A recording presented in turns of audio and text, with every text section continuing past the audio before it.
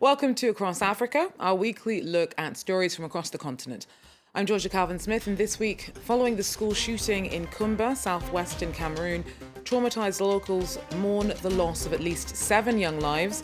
Authorities blame English-speaking separatists for the violence. Also, every year, a women's football tournament is held in one part of Algeria in a bid to bring the community together and highlight the importance of women claiming public space. And up on the roof, in a bid to tackle imported food shortages that have followed the border closures caused by the pandemic, one project in Cotonou is helping people in Benin's capital grow their own in gardens on top of the city's buildings. But first, the Cameroonian community, shaken by the recent school shooting in Kumba, held a vigil on Tuesday for the 7 children lost in the attack. The pupils had been having catch-up classes on Saturday when gunmen burst in. The government's blamed Anglophone secessionist militants for the bloodshed. Our correspondents report. The traces of blood are still visible on the floor and walls of this classroom in Kumba. Personal objects abandoned amidst the panic as children fled gunmen. Around 7 students aged 9 to 14 were killed in the massacre. Days later, the shocked community gathered in front of the school to offer songs and prayers for the victims. The violence shocked Cameroon and has left locals traumatized. I am very angry since on Saturday. I have not eaten. I cannot sleep because of this war, this nonsense crisis, this ungodly war. We are suffering. Why can't we be killing our own selves, our own brothers and sisters? Why? Why should we kill our own children? Please, I beg. I just need my peace. Over a dozen of children were wounded. Some are being treated in this hospital. This 13-year-old was shot through her stomach. Still terrified of her attackers, she wants to remain anonymous. I was inside the class, and I will see one person down with a gun before I want to bend down. They shoot all of us. Then I don't want to come to school. I'm afraid. Her mother prays by her bedside. So far, no one has claimed responsibility for the school shooting, though officials say armed English-speaking separatists who called for a school boycott are responsible. It's very painful as a mother. It's very painful. I don't know. I just pray that God should take care of my daughter, because it's the only one that I'm depending on. It's the only one that can heal my daughter. An investigation is underway. Meanwhile, grieving parents struggle to move forward. Many had hoped to send their children back to school this year. Academic schedules have been severely disrupted since Cameroon's Anglophone crisis turned violent in 2017. However, the country's most vulnerable members appear to be paying the highest price for the ongoing conflict. While the United Nations High Commission for Refugees plans on repatriating nearly 11,000 Burundians from Rwanda by the end of the year at a rate of around 500 a week. Despite a change in president this year, many who fled under late leader Pierre Nkurunziza still don't feel it's safe to return home.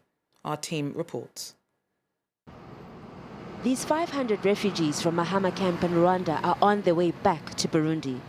They fled their home country after political violence erupted in 2015. We're happy to return to our native country. Our families, friends and neighbors tell us that peace is back. This is the 6th repatriation since Burundian President Evariste Ndayishimiye came to power 4 months ago. But relations between the two countries are still tense despite Kigali's efforts to normalize them. Burundi accuses Rwanda of harboring its opponents. We can't compare repatriation with diplomatic issues between both countries. Our responsibility is to facilitate the refugees. Even the Congolese, anyone who are refugees in Rwanda wants to go back, it's our mandate to facilitate him to go back. Since August, we registered more than 10,000 refugees because it's an activity continuing. The agency supports the repatriation, but refugees are free to choose whether they leave or stay. Most of them are farmers and surely want to return to their land so that they can resume a normal life in their country of origin. The follow-up we do with the refugees who have returned to Rwanda tends to show that they have arrived in their areas of origin in safety. The repatriation process has divided the refugee community in Kigali. While some are eager to return home, those who protested against the government in 2015 remain skeptical. A UN body found that despite a change in leadership in Burundi, human rights violations have continued.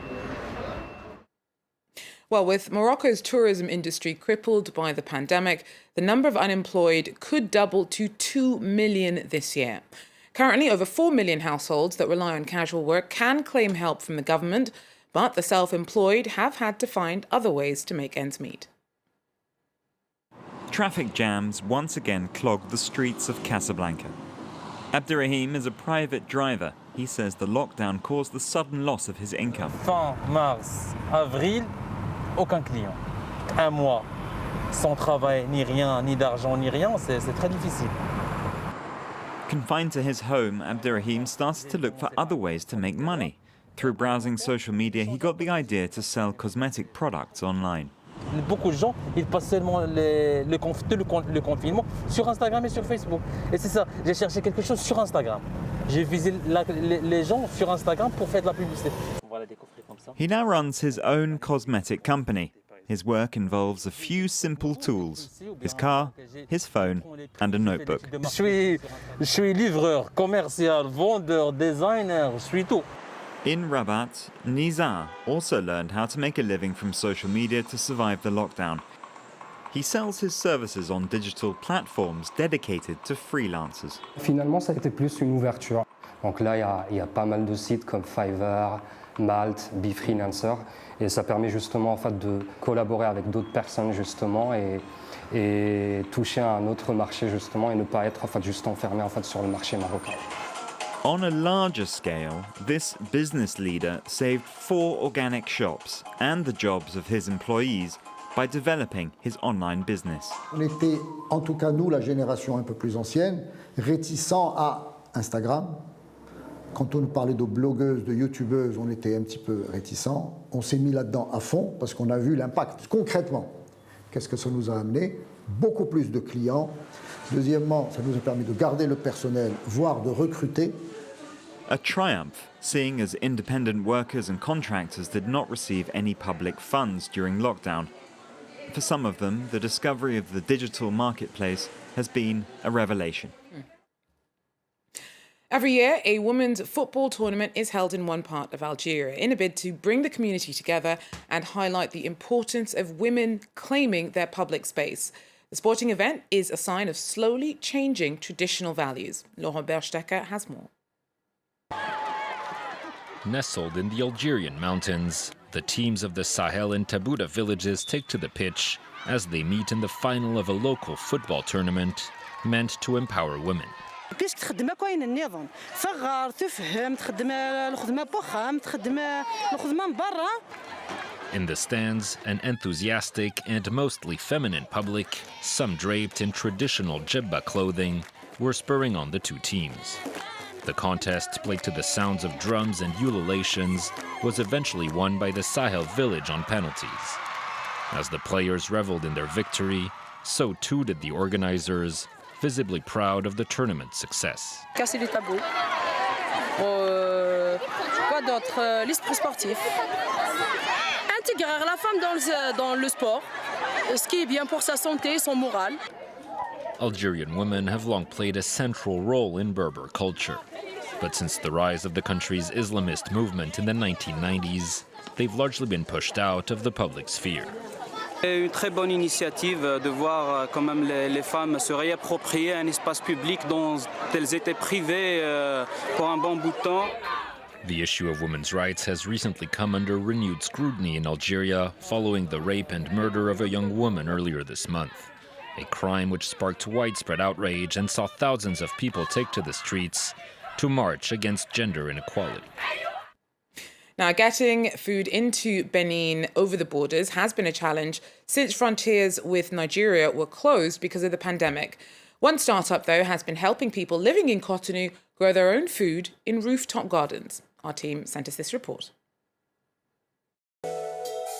Not far from the industrial port in Benin's biggest city, Cotonou, a rare patch of green on a rooftop stands out in the urban landscape. Ça, c'est du basilic cannelé. Voici du chou que j'ai semé. C'est en train de donner. It all started here at this modern science hub called Simi 1, where a young generation of researchers are thinking up local solutions to African challenges. L'innovation made in Africa dont on parle, mais elle est là, elle est vivante et il suffit juste de créer ce cadre-là pour permettre cette éclosion d'idées. These three young entrepreneurs pooled their respective expertise in agriculture to work on a worst-case scenario in Benin, feeding a city under lockdown during a pandemic. Les avions ne peuvent plus atterrir. Before the planters are installed on the roofs, everything is computer designed to improve waterproofing and the choice of seeds that will be planted. Innovation and ancestral traditions in agroecology are combined. On fait bien les calculs, on peut avoir un terreau qui est bien mieux que celui qu'on a en commerce. Today's city dwellers want food as close to home as possible, so the three friends have to produce faster. In this open-air laboratory 1 hour from Cotonou, they developed a natural compost in record time, thanks to fly larvae.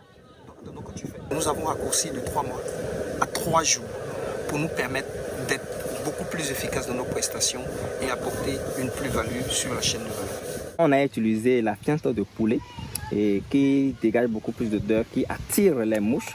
Et vous allez constater que les mouches se déposent déjà pour poser leurs œufs. The three specialists are now following up their research into soilless agriculture to develop vegetable gardens everywhere, even in the city's public spaces. Well, that's it for Across Africa for now. Thanks for joining us, and do so again if you can. Take care.